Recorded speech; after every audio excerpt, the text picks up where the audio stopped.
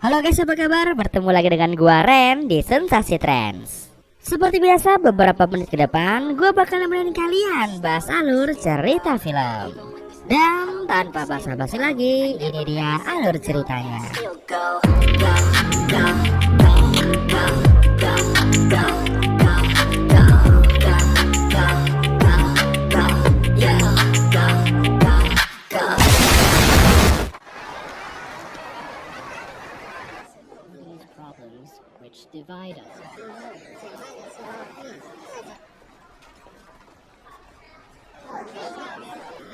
Di sebuah sekolah memperlihatkan seorang siswi bernama Chen Nian yang sedang sibuk menyiapkan ujian kelulusan SMA-nya. Ketika Chen Nian sedang di dalam kelas, tiba-tiba dari luar kelas terdengar sesuatu yang mengejutkan yang membuat semua siswa berteriak histeris. Chen Nian pun mencoba keluar kelas untuk memeriksa apa gerangan yang terjadi.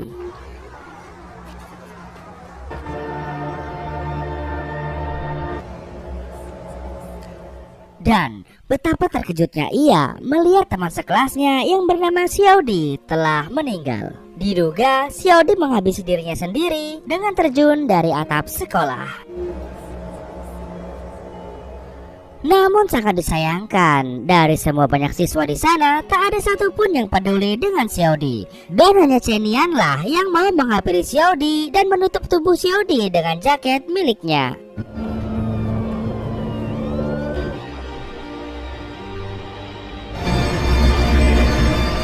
Setelahnya Chen Nian dipanggil oleh gurunya ke kantor untuk diinterogasi para polisi sebagai seorang saksi. Namun Chen Nian mengatakan bahwa ia tak pernah mengenal Xiaodi. Di sini Chen Nian memilih diam karena dia takut akan menjadi korban pembulian selanjutnya.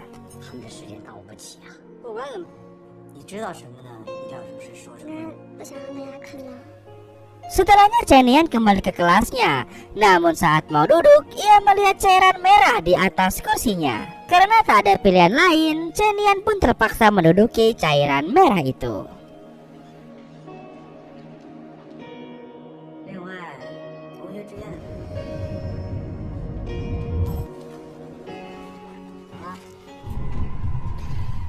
Keesokan harinya, saat Chen Nian sedang mengantre makanan, tiba-tiba 3 orang siswa mendekatinya. Mereka adalah Wei Lai, Xiao Miao, dan Jiang Lan. Di sini Chen Nian tahu bahwa mereka lah penyebab Xiaodi menghabisi dirinya sendiri. Lalu Chen Nian pun berusaha menghindar dari mereka.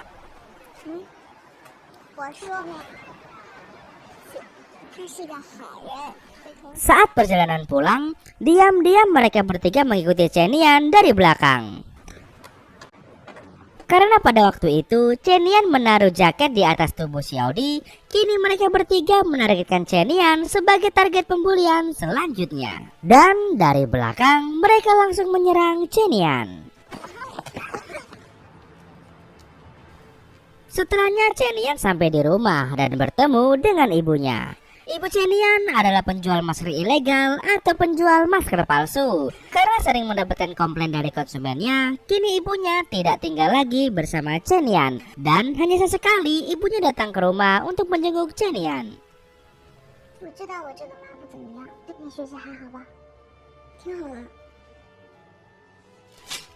Di suatu malam, ketika Chen Nian baru pulang sekolah, ia melihat ada seorang preman pasar yang sedang digebukin oleh 2 pria. Karena tidak tega melihatnya, Chen Nian lalu berinisiatif untuk menghubungi polisi.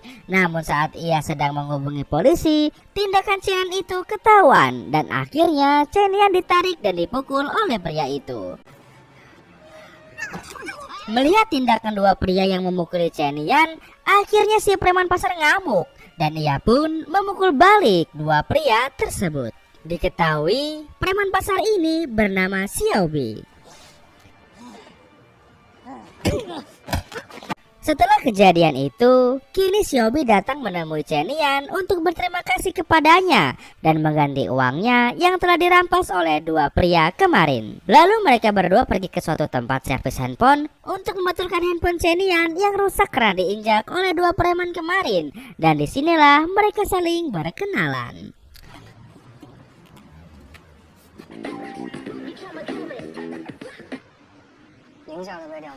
Saat sedang memperbaiki handphone, tiba-tiba Xiaobi berkata kepada Chen Yan seperti ini. 这么笨，很容易被人盯上的，怎么才能呢？要么就欺负别人。 Mendengar hal itu, Chen Yan pun hanya bisa terdiam dan membisu. Saat tiba di rumah, Chen Yan dikejutkan dengan beberapa poster yang menempel di dinding. Dalam poster itu menunjukkan bahwa ibunya sedang dicari karena menjual masker ilegal. Saat di kelas, ternyata Weilan sudah menyebarkan poster tentang ibu Chen Yan ke grup WhatsApp kelasnya. Dan akibatnya Chen Yan menjadi bahan ejekan teman-temannya.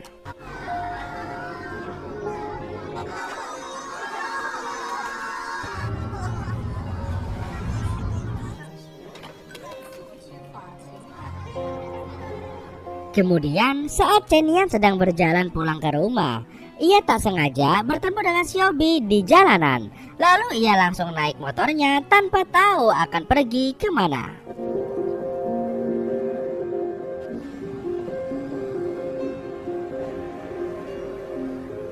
Akhirnya Xiaobi membawa Chen Yan ke rumahnya.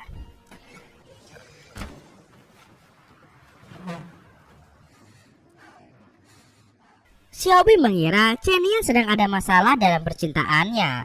Lalu Xiaobi menanyakan pertanyaan basa-basi kepada Chen Yan.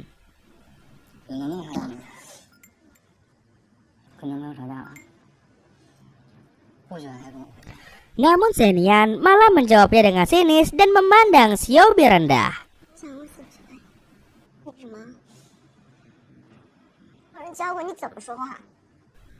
Dan tentu saja hal itu membuat Xiaobi menjadi marah.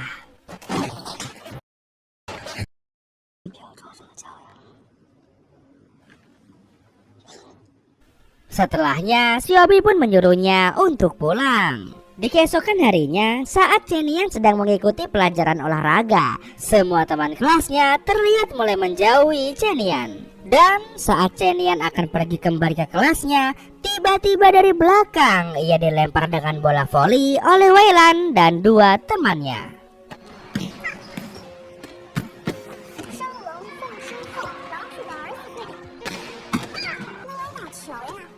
Chen Yan yang mulai kesal, ia berusaha melawan mereka, dan hal itu membuat Weilan tak terima.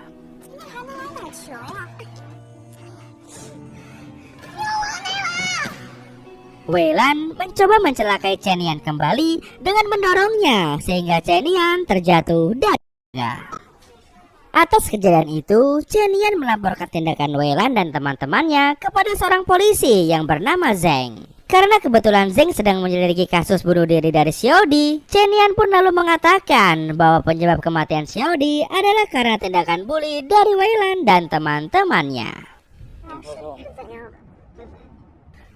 Setelahnya Zeng mendatangi sekolah, lalu ia menginterogasi Weilan dan kedua temannya. Namun saat diinterogasi, ekspresi Weilan seperti tak punya rasa bersalah sedikit pun, dan ia sama sekali tidak mau mengakui kesalahannya.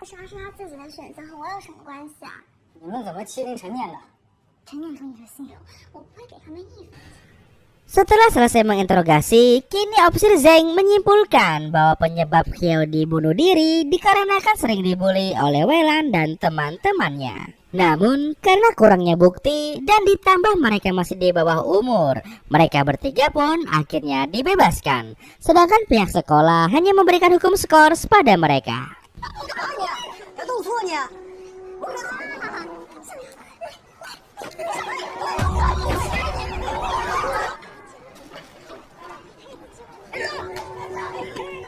Saat Chen Yan pulang ke rumahnya, ia dikejutkan dengan adanya Weilan dan teman-temannya dengan membawa sebuah karter dan sekeranjang tikus. Mereka datang karena mereka ingin membalas dendam pada Chen Yan yang telah melaporkan mereka kepada polisi. Di sini Chen Yan sempat melawan mereka, lalu mereka saling kejar-kejaran.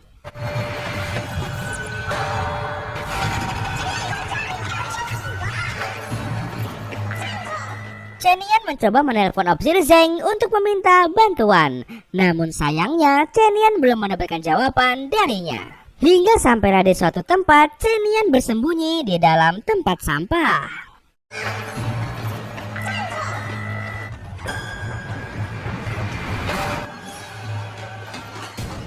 Saat Xiaomeo sedang berdiri di depan tempat sampah itu, tiba-tiba handphone Chenian berbunyi, yang ternyata itu adalah telepon dari Opsir Zeng.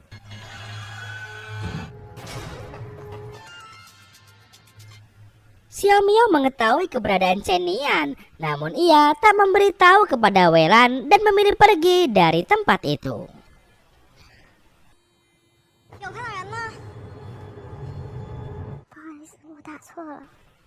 Dan malam itu, Chenian tak berani pulang ke rumahnya. Ia lebih memilih untuk pergi ke rumah Xiaobei. Ketika Xiaobei datang, ia kaget dengan keberadaan Chenian yang tengah menunggunya di depan pintu. Setelah selesai membersihkan badan, di sini Chenian meminta kepada Xiaobei agar mau melindunginya dari kelakuan jahat Weilai. Xiaobei pun menanyakan alasan Chenian yang meminta perlindungan darinya. Padahal sebelumnya Chenian sempat memandang rendah Xiaobei karena ia hanya seorang preman pasar.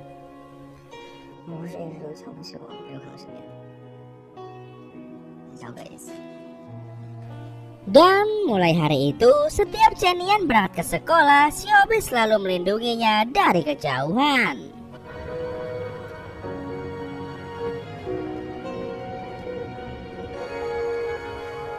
Di suatu malam, saat Xiaobei sedang berjalan, ia bertemu dengan Weilai dan di sini Xiaobei mengancamnya agar tidak lagi menyakiti Chenian.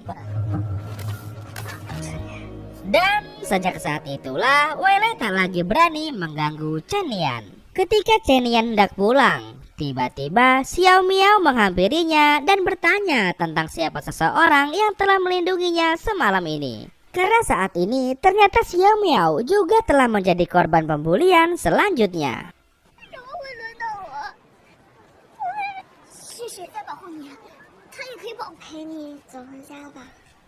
Namun Chenian tidak menjawabnya dan ia hanya mengantarkan Xiaomiao pulang. Kemudian Xiaobei pulang ke rumah dengan membawa banyak makanan. Tak hanya itu, ia juga membawa banyak luka di tubuhnya.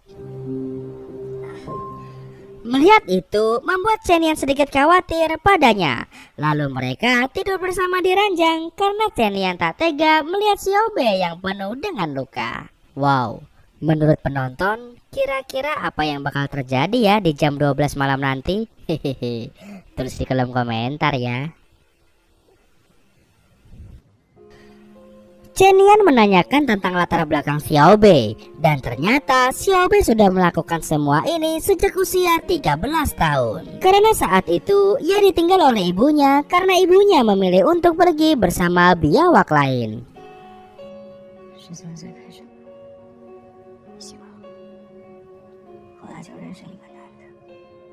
Dan agar bisa makan, ia terpaksa harus bekerja dengan cara menjadi seorang preman pasar. Dan semenjak itulah ia tak pernah bertemu lagi dengan ibunya. Di saat Xiaobei sedang bermain game, tiba-tiba para polisi datang karena mereka sedang mencari seorang tersangka pemerkosa berantai. Lalu Xiaobei dan teman-temannya dibawa ke kantor polisi untuk dimintai keterangan.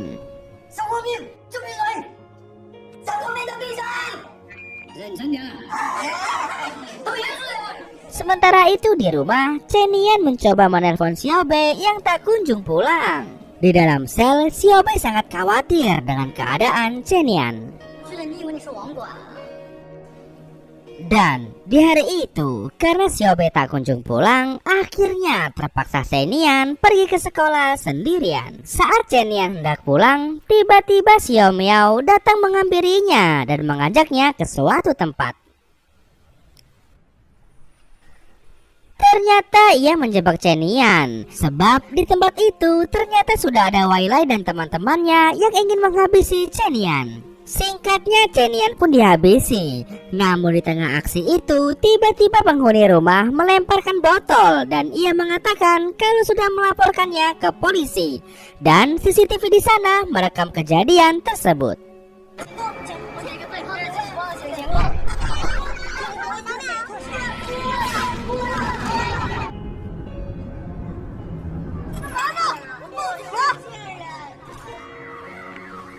Setelah selesai menjalani pemeriksaan, Xiaobei akhirnya dibebaskan oleh polisi dan ia terus menelponi Chen Yan. Namun sayangnya sama sekali tak ada balasan. Dan saat tiba di rumah, Xiaobei kaget dengan keadaan Chen Yan yang sangat memprihatinkan. Mengetahui hal tersebut, Xiaobei menjadi sangat panas dan ia ingin membalaskan dendam, namun dihentikan oleh Chen Yan.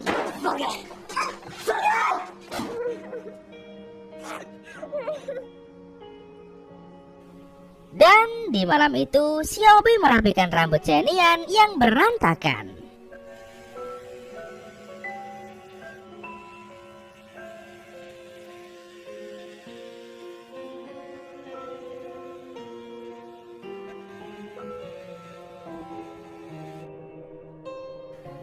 Saat di sekolah, wali kelas mereka membagikan kartu ujian. Saat Chen Yan berdiri, semua teman-temannya memandang aneh karena penampilan rambutnya yang sangat pendek. Namun hal itu tak dipedulikan oleh Chen Yan. Shin pun berganti ke suatu tempat di mana ada alat berat sedang menggali tanah. Namun tiba-tiba dikejutkan dengan penemuan seperti ini.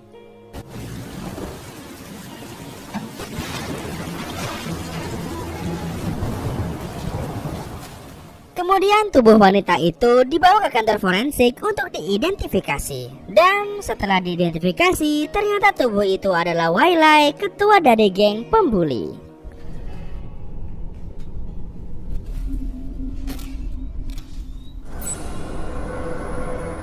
Kemudian polisi mendatangi seorang pria bernama Pang. Dia meminta keterangan tentang mobil taksi miliknya yang terekam CCTV berada di lokasi bangkai Walai ditemukan. Namun di sini Pang tak mengatakan apapun dan ia hanya mengatakan bahwa mobilnya telah lama dicuri. 被偷了，我在医院，好多人都被一人一事偷着。 Karena yang sebenarnya terjadi, Xiaobei telah meminjam taksi milik ayah Pang dan ia kemudian berpesan kepada Pang untuk melakukan pemeriksaan di rumah sakit dan jangan pergi sebelum selesai. 医生做心电检查，不能做的心酸。 Karena tak mendapat jawaban apapun, Opsir Zeng memanggil kedua teman Wai Lai yaitu Xiao Miao dan Jiang Lan untuk dimintai keterangan. Dan mereka sama-sama mengatakan bahwa pembunuh Wai Lai adalah Chen Yan dengan alibi balas dendam karena Wai Lai telah membulinya. 这是他们的话，他们会把我打死的。那天之后，未来就没有找过我了。那样。 Kemudian, Opsir Zeng melihat rekaman Chen Yan yang sedang dibully. Setelah selesai menonton rekaman itu, Opsir Zeng mendatangi Chen Yan dan menetapkannya sebagai tersangka. Karena sekarang, Chen Yan lah yang memiliki alibi paling kuat dalam kasus tersebut. 那你学习没受影响啊？来这里，我们的政策是如实供述。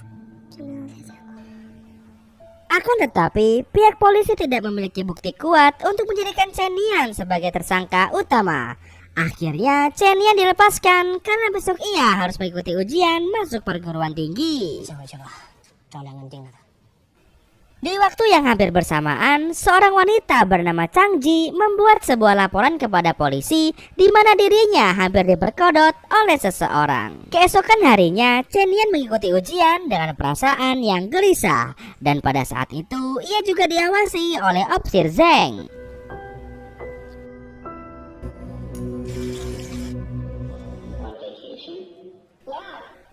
Saat perjalanan pulang, tiba-tiba ada seorang pria yang menarik dan membawa lari dirinya. Ternyata pria itu adalah Xiaobei. Karena Chen Yan sedang diawasi, Opsir Zeng dan rekannya langsung mengejar Chen Yan.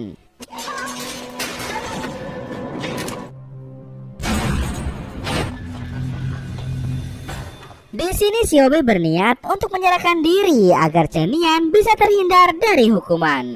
Xiaobei juga meminta agar Chen Yan mengatakan bahwa dirinya adalah seorang pemerkodok berantai yang memperkodok Wai Lai namun tak sengaja malah menghabisinya. Awalnya Chen Yan sempat menolaknya, namun karena Xiaobei terus memaksanya dan menyakitkan Chen Yan bahwa hukuman yang akan ia terima tidak akan lama karena dirinya masih di bawah umur. 我还没有成年。今天是安生日， Dan dengan terpaksa, Chen Yan pun menyetujui ide tersebut. Kemudian mereka pun membuat sebuah perjanjian di mana saat semua ini sudah berakhir, saat Xiaobei telah bebas dari penjara nanti dan Chen Yan telah lulus dari studinya, mereka akan bertemu kembali. Sebelum para polisi datang, Xiaobei mencium dan menampar Chen Yan agar sandiwara mereka bisa meyakinkan para polisi.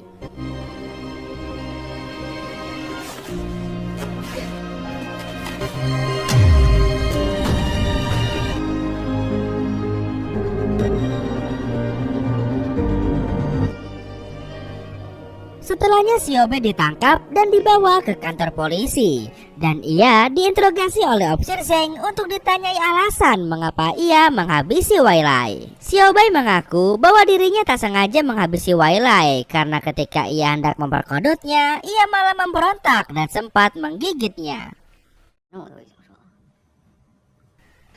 Namun di balik kesaksian ini, sepertinya Xiaobei menyimpan sebuah rahasia besar tentang kematian yang sebenarnya. Yang ternyata semua pembunuhan ini sudah dirancang untuk mengelabui polisi agar bisa menutupi fakta sebenarnya bahwa ternyata yang menghabisi Wailai adalah Chen Yan.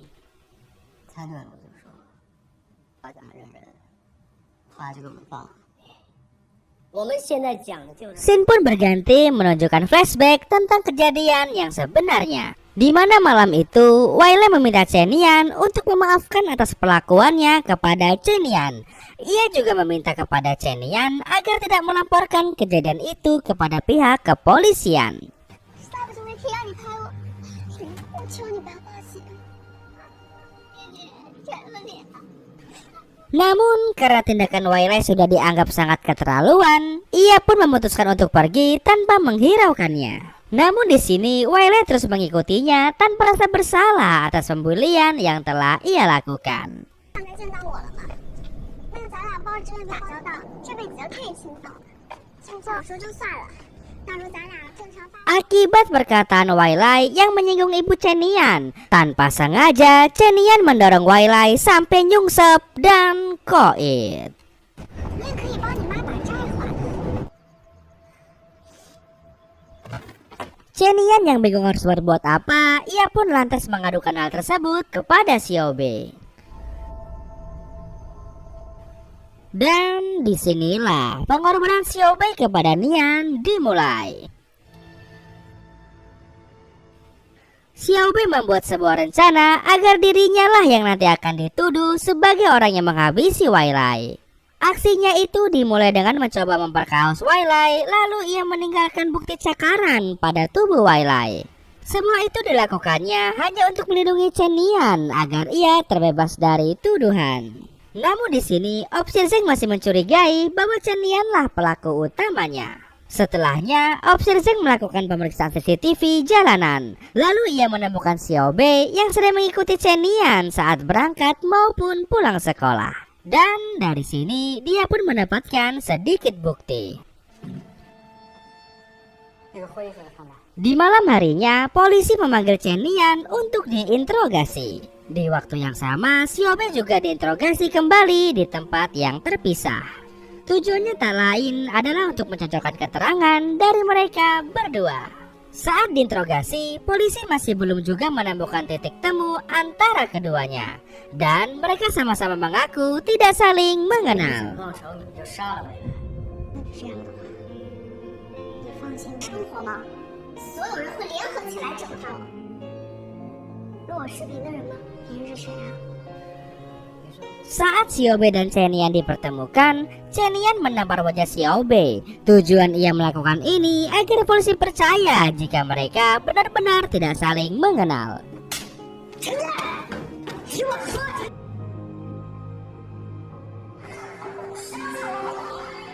Dan pada akhirnya Xiaobei ditetapkan sebagai tersangka dan Chen Yan dibebaskan karena terbukti tidak bersalah. Singkat cerita, akhirnya hasil ujian masuk universitas pun keluar dan di sini Chen Yan berhasil lulus dengan mendapatkan nilai yang sangat tinggi. 分数线548分。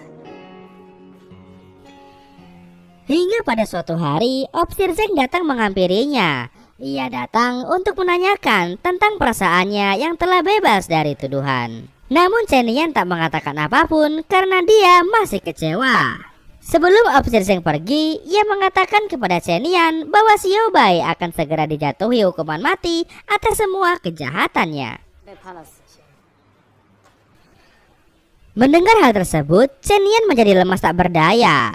Ketika Officer Zheng mendekatinya, Chen Nian sangat marah kepadanya karena tak terima dengan keputusan itu. Lalu Officer Zheng berusaha menenangkannya. Ia mengatakan bahwa semua yang ia katakan tadi hanyalah kebohongan saja, karena tujuannya hanya ingin melihat ekspresi dari Chen Nian. Setelahnya Officer Zheng membawa Chen Nian untuk menjenguk Xiao Bei di penjara. Kemudian Officer Zheng menyarankan Chen Nian untuk mau mengakui semua perbuatannya agar hukuman yang diterima oleh Xiao Bei menjadi ringan. Dan pada akhirnya Chen Nian mau menerima saran itu.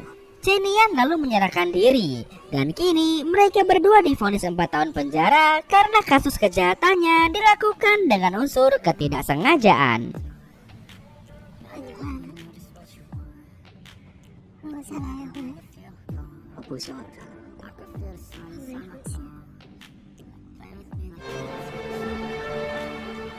Singkatnya 4 tahun pun berlalu. Kini Chen Nian dan Xiao Bei terbebas dari penjara dan kini mereka dapat bertemu kembali. Sekarang Chen Nian menjadi seorang guru, sementara Xiao Bei tak lagi menjadi seorang preman karena sudah pensiun. Setelah kasus tersebut, kini pemerintah mengeluarkan peraturan baru guna mencegah adanya pembulian di sekolah. Dan film pun tamat.